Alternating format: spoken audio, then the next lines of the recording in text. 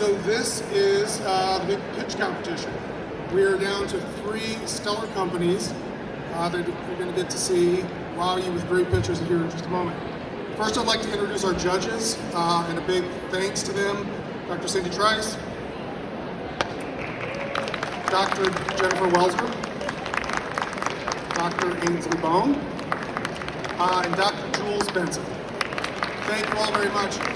They're going to be judging on a pretty simple set of criteria. Does the company clearly articulate a problem that they're trying to solve? Is the company solving a real problem in this industry and a solution like theirs is actually needed? An evaluation of the ability to scale the product or service offered by the company. 4, to what degree is the team strong enough to succeed? So it's really a confidence level in the team surrounding them. And 5, is the business unique? Is the product or service by the business unique? And I would like to say thanks to NAVC, the Veterinary Council, Aaron Mastercard, Megan Golden, and their teams for all they've done to help bring this. These companies have started as a fairly large pool from the startup circle. New companies you see around, they've gone through multiple sets of validation by multiple judges. So it's been a lot of work to really get you to 3 strong companies that we think represent this industry very well. And with that said, the first company up is Scribenote and Ryan.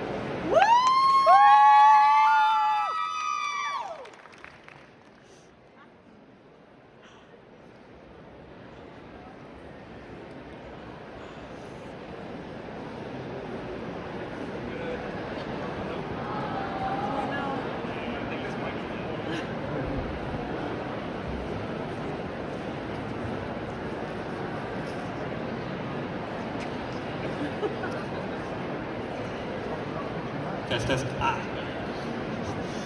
Good afternoon, everyone. My name is Ryan Gallagher, and I am thrilled to be here at one of the finest veterinary events on the planet, talking about my favorite thing on the planet, an awesome company called Scribenote. This is my sister, Dr. Katie Gallagher, and like many of you in this room, Katie has known what she wanted to do with her life for a very long time. And Katie pulled it off. So now, as a veterinarian, Katie gets to live out her childhood dream. For the most part, anyways, because what nobody tells 5-year-olds about the real world is the hours and hours and hours of writing medical records. And so while Katie is a kick-ass vet, she spends a huge part of her day chained to a data entry job. And this is a real problem. It's burning Katie out. It's costing her clinic a ton of money, and when you talk to Katie's peers, you find out that it's affecting them too. So what could Katie do? Well, she could type her notes. This is tried and true. It's effective, it's inefficient, but also inexpensive. Katie could dictate. Instead of typing, she could be talking out her notes. Now, if you're a slow typer or maybe struggle with typing, dictation's great, but that's not Katie. And so dictation was not the tool for her.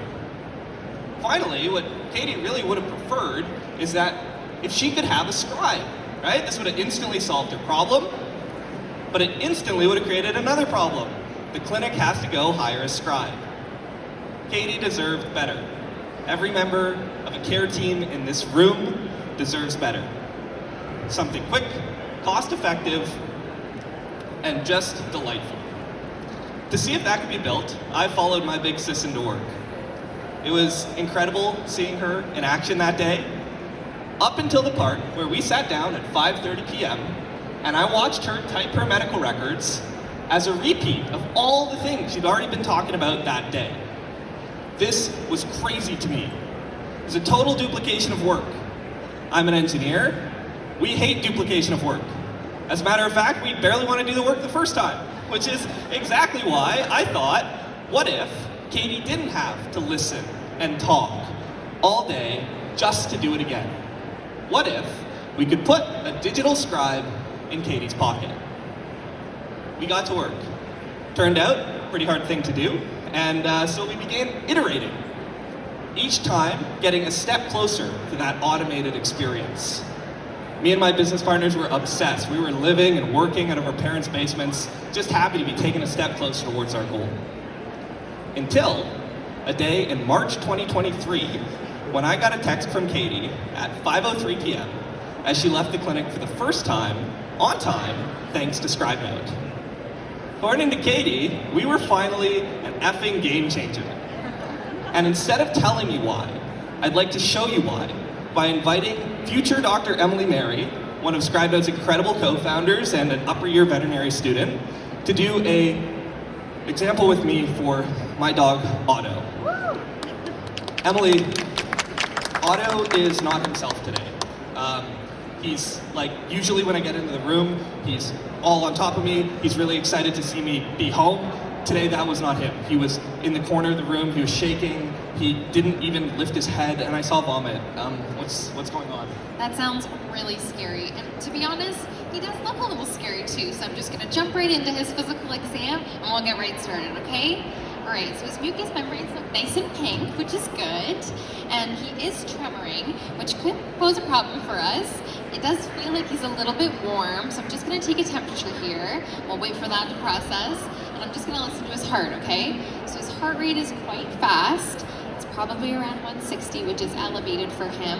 And he is panting too, which could be elevating his heart rate because he is a little warm. And yeah, the temperature is done and he is warm. So he is about 39 degrees Celsius, which is warm for a dog, okay? I'm just gonna feel his abdomen quickly. And he's a little tense on abdominal palpation. So it kind of, to me, looks like he might have got into something. Is there anything at home, like medication or maybe garbage or something that he could have got into? I guess yesterday was garbage day, and little Benji is always taking the garbage out and forgetting to close the door, so maybe he could have got into something. Why is that a problem?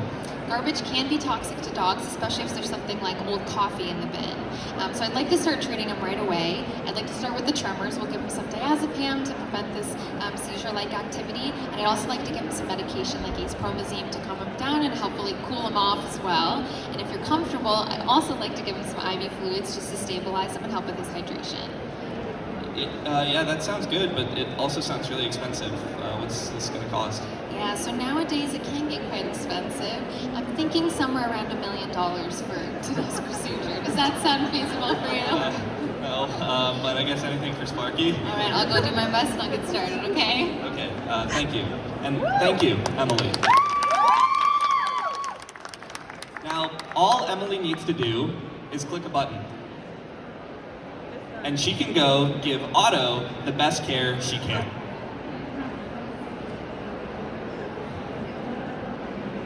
When Emily is ready, she can review the record that ScribeNote generates automatically. And skipped ahead. She can review the record that ScribeNote generates automatically. And I would absolutely love to share it with you today. I really would. And I will. And you can see that I've been recording this entire time. And you'll see that we filtered out all the chit-chat automatically, and we just have a focused patient record. But I'm not going to show you right now, because I want to be a little bit of a tease, and I want you to come talk to us after and see it on our phones, okay? But when Emily is ready to review the record, she can spend a minute or two on it, and then use ScribeNote's seamless tools to bring it into her existing practice software. That's right, she doesn't need to change her software. She just gets to spend less time on it. Emily, how does that make you feel? I love ScribeNote! This innovation that we pioneered at ScribeNote lands us right in the Goldilocks zone. It's low cost, highly efficient. This is why veterinarians across the world are absolutely raving about ScribeNote. I'd love to read you just a few reviews from our customers. Within the day, I could already tell this was something that was going to change veterinary practice for me. ScribeNote has drastically changed my life. For the first time in 3 years, I've had a whole day to myself. And this is just the tip of the iceberg, folks. More than 150,000 medical records have been made with ScribeNote. We went from about 2 to 200 paid clinics in the span of about 7 months. And this is just the start. We just signed a deal to roll out to a large veterinary clinic chain. And we know that more of these deals are on the way, which is why we expect by this time next year, we'll be in at least 2,000 clinics. how have we been able to pull this off? Well, first, we've been obsessed with automating documentation since long before it was cool. Second, everything we build for and with Dr. Katie. And I mean it. If we can't slide a feature to Katie in the middle of a busy day and have her pick it up, get it instantly, and love it, we don't ship it. Finally, we're gonna get a little corny here, but Katie is now living her dream job. I am living my dream job. If you went and talked to the other Scribenauts, you'd hear the same from them. We are in this for the long term. We've made a lot of strategic decisions to make sure, from the capitalization of the company to the people that we bring onto the company, we want to be in veterinary medicine for a long, long time to come. Who is we? Who are we? We are a veterinarian, veterinary students, engineers, designers. We've been scribes ourselves. I've been a scribe, Lena's been a scribe, Emily's been a scribe. We had to get this right, and I can prove it. Anal sacs, I know that word. On a more serious note, the whole team has a deep love and respect for every member of the veterinary care team and the animals that you serve. Animals make life better. Animals make life brighter. And all Scribenote is our humble attempt to bring a little bit of bright, a little bit of better to the people who make that possible. Thank you very much.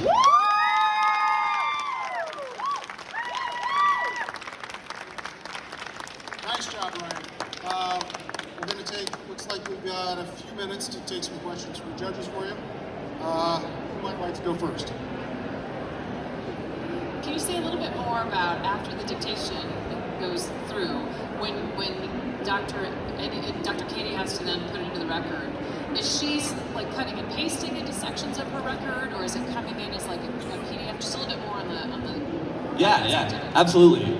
So the short answer is that most of our customers are using one of two workflows to date. So they're copying and pasting, or they're doing a one-click to export to a PDF. And the veterinarian can be doing that themselves, but we have seamless features to help other members of the care team do this on the vet's behalf. And something that we actually just released recently is a desktop, we call it the Scribenote desktop widget. Internally we call it draggy droppy, click to copy. And it's something that you can drag along your screen. It's always got your most recent records, and it makes that copy over step much, much quicker. And so what this helps us do, we're a 6-person engineering team right now, it really helps us focus our resources on bringing those next innovations to market instead of trying to integrate directly right now with the 80,000 different practice management softwares there are out there. And we hear really good things about, 10 minutes before Scribenote to do a record. Now we're talking about a minute of review and maybe 20 seconds, 30 seconds of copy over. People are pretty happy about it. Thank you.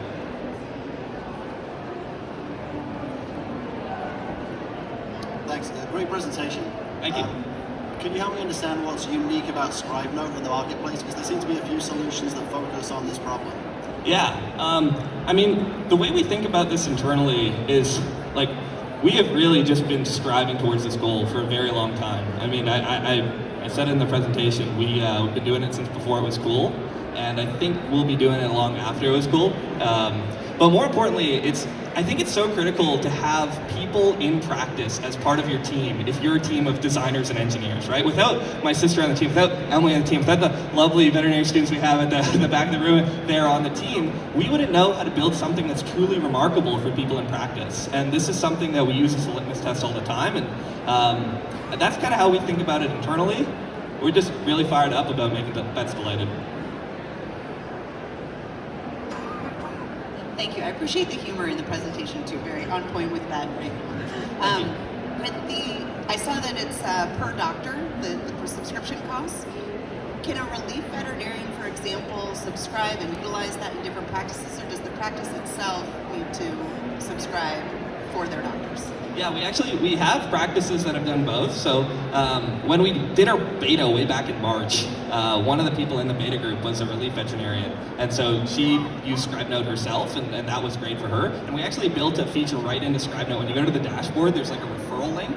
That was because when the relief veterinarian was going around between the practices, we get an email about, hey, what were they using and how can I use it? So there's a way that you can share notes as a relief vet and or locum, and you earn more free Scribenote. So that's one way that people have been doing it. But we've also talked to practices that have, relief vets is a big part of their workflow, and what they've opted to do sometimes is have a license for a relief vet as they come in so that they don't have to have their account. So both work. And then I have a question about privacy. So we're recording in the exam room with the client and the veterinarian present, and then probably outside if you want, when you're interpreting your diagnostics, to go into that. How do you guys coach your veterinarians and your practices around privacy policies? Yeah, absolutely. So I mean, the one thing, first of all, the demo is a little contrived, but the one other thing that's different about the demo that as opposed to regular practice is a key part of the workflow is either asking for consent or doing that in several other steps, right? So the baseline with the privacy, when you walk into the clinic, you have to ask the client for consent. This is not technically true in every state, but it's just a really strong baseline. From there, there's things that you can do to elevate the level of client consent that you have. So you can have, like when you walk into the room and it says recordings in progress, like we have all around this event. That's one way that you can do it as well. We have printouts that you can use as a demo, or as an example for those. And the same is true, we even have like a handout that you can have clients sign if you want to elevate that consent once more. So it depends on your particular legal wish that you want to get to. Time for one more for you, Ryan. Do you have plans to try to integrate with PIM systems, or will it stay cutty-pasty, as you said? No, we're open to integration, and like we've looked at integration many times. We've talked to the companies that are offering integration. We've talked to startups like us and our startups as our peers, and we've heard that it's incredibly difficult a lot of the time, right? And, as a company, we really, I said earlier, we really got to focus on making sure that we can be aligned for the long term, and so we've been fairly capital light, and right now we're a 6-person engineering team, and by focusing our efforts on continuing to improve the base product, putting features out that take a copy-paste step and take it from a minute down to 15 seconds, that's a big step forward, and instead we can focus right now on what can we do for the next 5 minutes to save you per patient, what can we do for the next 10 minutes. We just did one of these, we're releasing client summaries in about 4 weeks, I hope. And that's going to be another big game changer. So for us, yes, we're open to it, but we also want to make sure that we're in a position when we put something out, we can be extremely high confident that it's going to be reliable across the industry, that it's going to be not something that we have to pass on a large cost to our customers on, and it's something that we can support and make sure that people really have a delightful experience. And so definitely not open to it, it's just not right now. Wonderful job, Ryan. Big hand of applause.